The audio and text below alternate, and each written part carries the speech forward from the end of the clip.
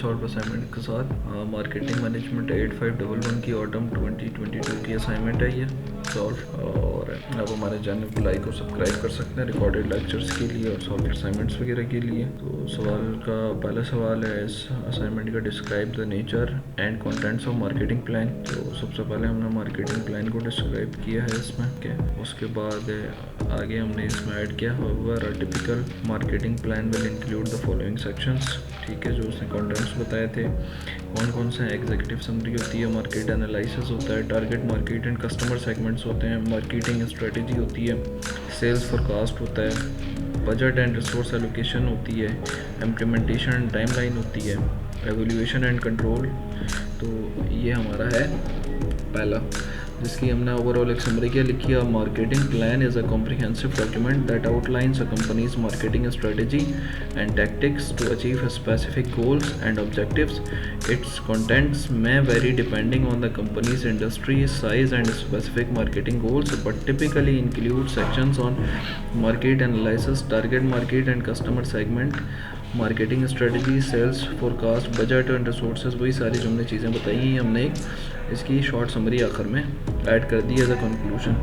Question number 2 हमारा है, describe how institutional and government buyers make their buying decisions.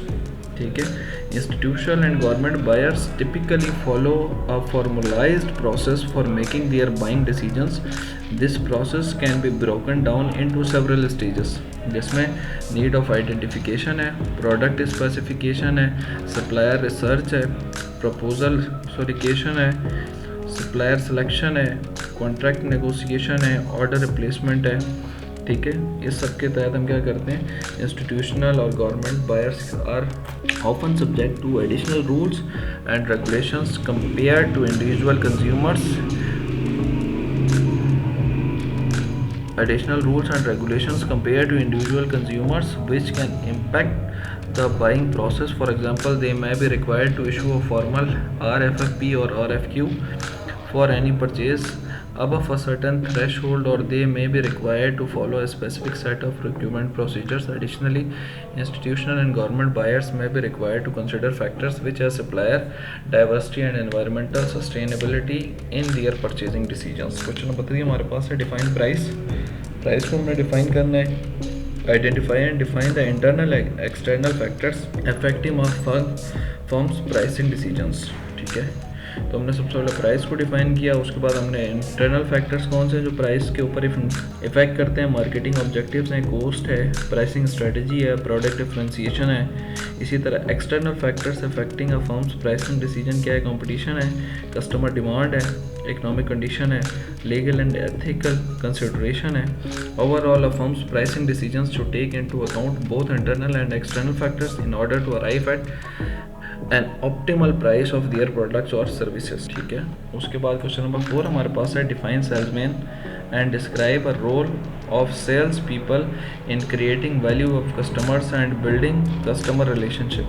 तो सबसे पहले हमने सेल्समैन को डिफाइन किया है इस क्वेश्चन में। उसके बाद दूसरा हमारा क्या था, role of sales people in creating value for customers and building customer relationship के, जिसके की पॉइंट्स क्या हमारे पास, identifying customers need, providing product information, offering solutions, building relationships, negotiation, closing deals. ये क्या करते हैं हमारे सेल्स पर्सन्स, ये काम करते हैं लोगों के साथ। Sales people must also be knowledge about the external and internal factors that affect a firm's pricing decisions. These factors can be broadly categorized as internal and external factors. Last हमारे पास question क्या था, question number 5 इसका, explain in detail the steps involved in analysis competitors। ठीक है, analyzing competitors is a critical part of developing a successful business strategy.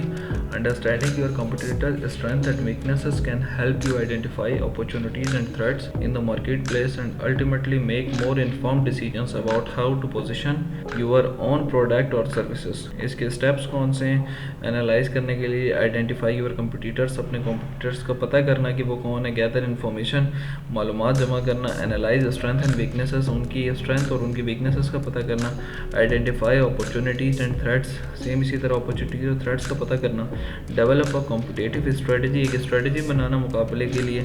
Monitor and adjust, उसको monitor करना और उसके हिसाब से उसको एडजस्ट करना, ठीक है। ये सारा क्या है, एनालाइजिंग अ कंपटीटर के लिए requirements. In summary, analyse competitors involves identifying your competitor, gathering information, analysing their strengths weaknesses, identify, और ये सारे करेंगे हम जो ऑलरेडी हमने ऊपर स्टेप बाय स्टेप सारे लिखे हैं।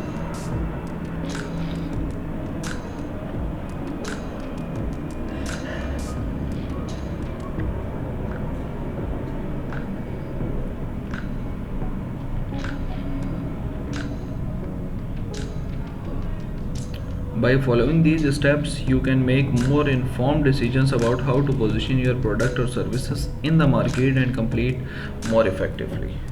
So friends, यहाँ पे ये हमारा कंप्लीट हुआ है असाइनमेंट।